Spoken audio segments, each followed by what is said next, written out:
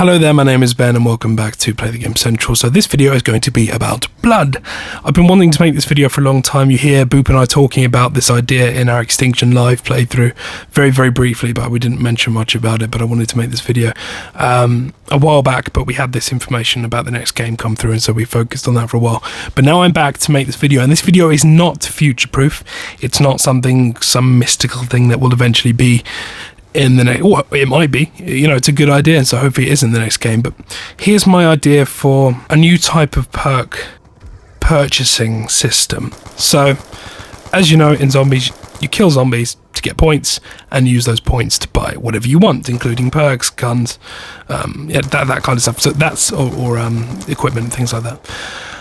That's all very well and good when it comes to weapons and the equipment, but with perks, I'd like to see something a little bit slightly more tricky. It's not difficult, but tricky. Something that isn't just, oh, I'm storing up my points and now I'm going to spend them.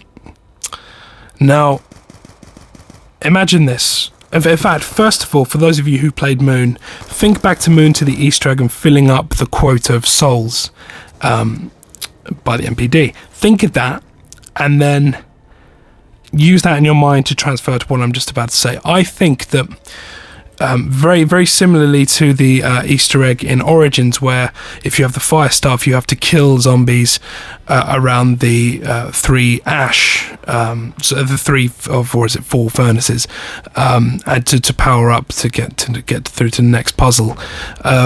Similarly to that, I think that perk machines will look slightly different. This might be for a variant map, like a Mob of the Dead, Call of the Dead kind of map, where it's a variant on the perk machines that have a kind of metal grate underneath them, where you essentially kill zombies within the vicinity of that perk machine, and it fills up a small vat of blood from the zombies. You actually get blood out of the zombies to fill up a vat, and when it reaches a quota, you're allowed to buy that perk machine.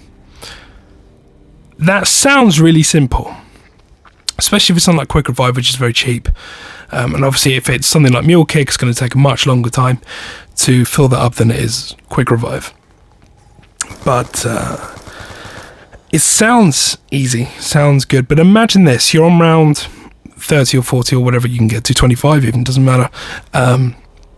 Training round, got a shitload of zombies, and you down yourself, but you're able to revive because you've got Quick Revive, your last Quick Revive, and you want to run and buy Jug, and you're on round 30 or 40, and you're at the Jug machine, and you're having to kill zombies within a very tight vicinity of this perk machine. That is not ideal at all. That is not a good thing, which is actually a good thing. So my idea is that rounds mean fuck all to professional zombies players. And I'm definitely counting myself as one of them, a lot of us think that rounds are stupid. You know, you have to have no girlfriend, no life, no fuck all to get to round 150 or 115. We've all done it, but once, and then I never ever do it again. That's the end of it, because I have a life and things I need to do, and I'm not some I am fat, but I'm not fucking just a shitty fuck who just sits there playing games all day long. I actually have far more important things to do. So my idea is to make those high rounds essentially unobtainable, unless you're very good, like the staff who play the game, who can play without Jug quite proficiently, because we've practiced for a very long time, and practice makes perfect. So you're getting to the point where being able to fill up these vats, it's doable, but it's going to take you a long time to do it, and in a very tricky situation for most of them. Some of them will be undoable. If you imagine Jug on Buried, that would be almost completely unobtainable in terms of having to be within the vicinity to kill zombies. That would be very difficult, especially if you have a trainer. It would be completely undoable.